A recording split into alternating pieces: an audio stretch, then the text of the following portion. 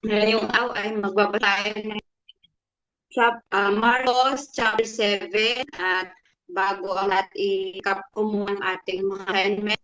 Ang magbasa ng verses 1 to 12 si Sister Lizelle. Babasa ng verses 13 to 24 Sister Josie. Ang 25-36 Sister Laura at ang closing prayer si Sister Virgie.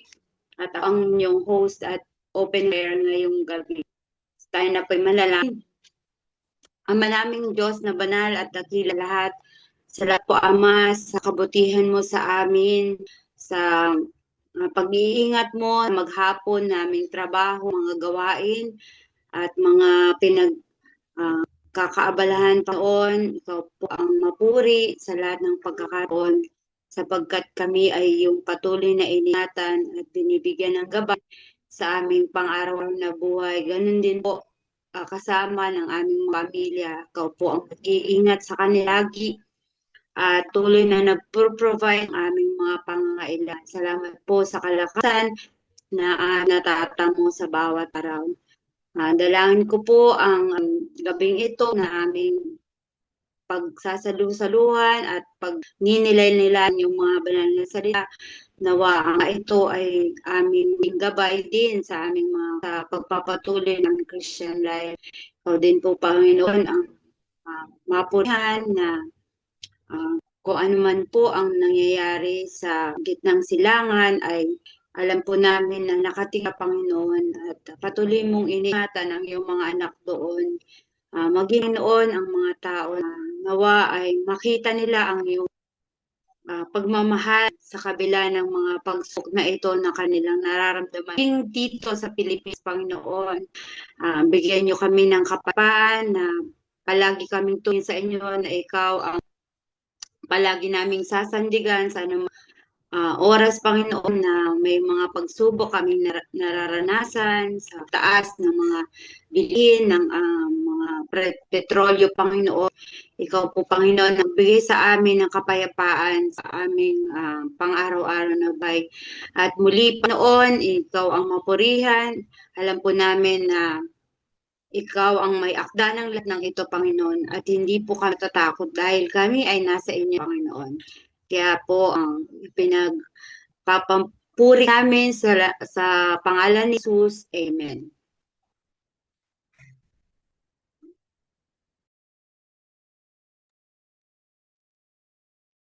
Amen. Tayo darako na sa Mark chapter 7, mga nakaugalian, katuruan. Lumapit kay Jesus ang mga Pariseo kasama ang ilang tagapagturo ng kautusan na galing pa sa Jerusalem. Nakita nila ang ilang sa mga alagad niya na kumakain ng hindi muna naghuhugas ng kamay ayon sa ugalian. Sapat ang mga Hudyo, lalo na sa mga Pariseo, ay hindi kumakain hanggat hindi muna sila nakapaghuhugas ng kamay ayon sa kaugalian minana nila mula sa kanilang mga ninuno. Hindi rin sila kumakain ng anumang galing sa palengke nang hindi muna ito hinuhugasan.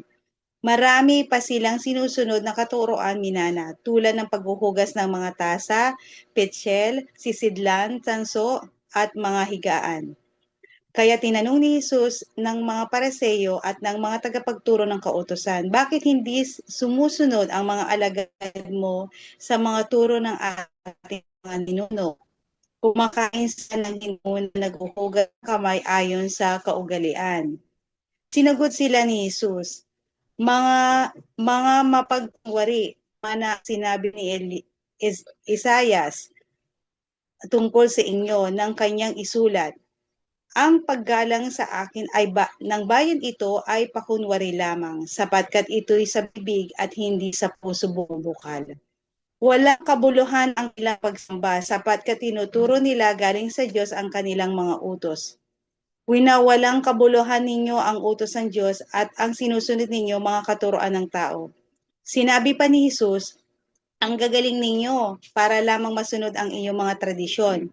Pinapawalang bisa ninyo ang utos ng Diyos. Halimbawa, inuutos ni Moses na igalang mo ang iyong ama't ina, at ang sino man lumait sa kanyang ama o ina ay dapat patayin.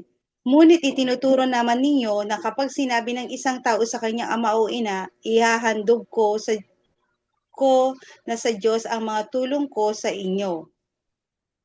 Verse 12, ang taong iyon ay hindi na ninyo pinapatulong sa kanilang mga magulang. Amen. Verse 13, sa ganitong paraan, niwawalang kapuluhan ninyo ang salita ng Diyos sa pamamagitan ng mga turong minana ninyo. At marami pang bagay na tulad nito ang ginagawa ninyo. Muling pinalapit ni Jesus ang mga tao at sinabi sa kanila, makinig kayong lahat at unawain ang aking sasabihin. Hindi ang pumapasok sa bibig ng tao ang nakapagpaparumi sa kanya sa mata ng Diyos, kundi ang mga nagmumula sa kanya. Ang may pandinig ay makinig. Iniwan ni Jesus ang mga tao at nang makapasok na sa bahay, siya ay tinanong ng kanyang mga alagad tungkol sa talinghaga. Kayo man ba'y wala ring pangunawa, tugon ni Jesus? Hindi ba ninyo alam na hindi nakapagpaparumi sa tao ang kinakain niya, sapagkat hindi naman pumapasok iyon sa kanyang puso kundi sa tiyan, at pagkatapos ay idinudumi. Sa pagsasabi nito'y para nang ipinahayag ni Jesus na maaaring kainin ang lahat ng pagkain. Nagpatuloy siya sa pagsasalita. Ang lumalabas mula sa tao ang nagpaparumi sa kanya sa mata ng Diyos, sapagkat sa loob, sa puso ng tao, nagmumula ang masasamang isipang nag-uudyok sa kanya na makiapid, magnakaw, pumatay, mangalunya, mag-imbot at gumawa ng lahat ng kabuktutan tulad ng pagdaraya, kahalayan, pagkainggit, paninirang puri, kapalaluan at kahangalan. 23, ang lahat ng ito'y nanggagaling sa puso ng tao at siyang nagpaparumi sa kanya. Amen. 24, umalis si Jesus doon at nagtungo sa isang lugar malapit sa Tiro at Sidon. Tumuloy siya sa isang bahay dahil ayaw niyang malaman ng mga tao na naroon siya, ngunit nalaman pa rin nila. Sa katunayan, nang marinig ito ng isang ina na may anak na babaeng sinasaniba ng masamang spirito, agad siyang pumunta at nagpatira pa sa paanan ni Jesus. Siya ay isang hintil na taga Seropenicia. Nagmakaawa siyang palayasin ni Jesus ang demonyo sa kanyang anak. Ngunit sumagot si Jesus at sinabi, dapat munang pakainin ang mga anak dahil hindi tamang kunin ang pagkain ng mga anak at ihagi sa mga aso. Sumagot ang babae, tama po kayo, Panginoon, ngunit maging ang mga aso sa ilalim ng mesa ay kumakain ng mga mumo na nahuhulog ng mga bata. Kaya sinabi ni Jesus sa kanya, dahil sa sinabi mong yan, maaari ka nang umuwi. Iniwan na ng demonyo ang iyong anak. Umuwi nga ang babae at nadatnan ang anak niya sa higaan at wala na ang sumaping demonyo. Umalis si Jesus sa lupain ng Tiro at dumaan sa Sidon. Nagtuloy siya sa lawa ng Galilea at tinahak niya ang lupain ng Decapolis. Dinala ng mga tao kay Jesus ang isang lalaking pipi at bingi. Nakiusap sila na ipatong niya ang kanyang mga kamay sa lalaki upang gumaling ito. Inilayo muna ni Jesus ang lalaki sa mga tao nang sinalang ipinapasok niya ang kanyang mga daliri sa mga tainga ng lalaki. Pagkatapos ay dumura siya at hinipo ang dila ng lalaki. Tumingala si Jesus sa langit, nagbuntong hininga at sinabi sa lalaki, Ephata, na ang ibig sabihin ay mabuksan ka. Agad na nakarinig ang lalaki at nakapagsalita ng maayos. Binilinan naman ni Jesus ang mga tao na huwag ipamalita ang nangyari. Ngunit habang pinagbabawalan niya ang mga tao, ay lalo naman nila itong ipinamamalita. Labis na namangha ang mga tao at sinabi nila, napakahusay ng lahat ng ginawa niya, kahit ang mga pipi ay nakakapagsalita at ang mga bingi ay nakakarinig. Amen. Ang Diyos ang siyang magpala sa kanyang mga salita na ibasa ngayong gabi. Amen.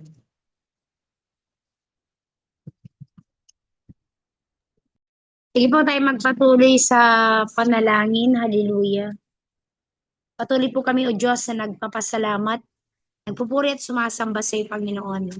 Mga bagay, Panginoon, na nakikita mo sa aking puso, O God, upang ako'y makalapit sa iyong presensya, patuloy mo akong linisin, O God, upang malaya ka pong makakilos sa aking puso at sa aking buhay, Panginoon. Salamat sa gabing ito, Panginoon, na aming mga narinig ang iyong salita mo, O Diyos. Dahil ikaw ang Diyos na nagpapatibay sa aming mga pananampalataya. Patuloy, Panginoon, na tulungan mo po kami upang higit po kaming umasa sa iyo, Panginoon. Sa bawat mga taong pinagaling mo po dito, Lord God, anuman ang kalalagayan ng tao, Diyos, ay kayang-kaya mong pagalingin, ang aming mga puso, Lord. Ikaw ang Diyos na patuloy na magpagaling po nito, hindi lamang sa pisikal na pangangatawan, kundi ang aming mga spiritual din na mga buhay, Panginoon. Ikaw ang Diyos na patuloy na bumago, manguna sa bawat sa amin, Lord. At patuloy na pangunahan mo po ang bawat sa amin, Lord God, upang higit po kaming marapat na lumapit lagi sa iyo, Panginoon. Salamat, O Diyos, sa iyong kabutihan. At patuloy, Panginoon, na sa iyo namin ipinagkakatiwala ang buhay po ng bawat isa. Maging sa kasamaan po namin na hindi po nakakadalo sa gabing ito at sa gawain ito, O God. Sa buhay po ni Sister Cristel, O God, at maging kay Pastor Alan.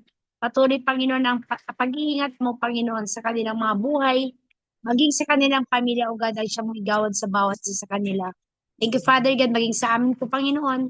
Sa namin ipinagkakatiwala ang aming mga buhay at ang aming mga ginagawa, Panginoon. Dahil alam namin, Lord, na ikaw ang Diyos na higit na nakakaalam ng bawat puso at nilalaman ng aming mga puso.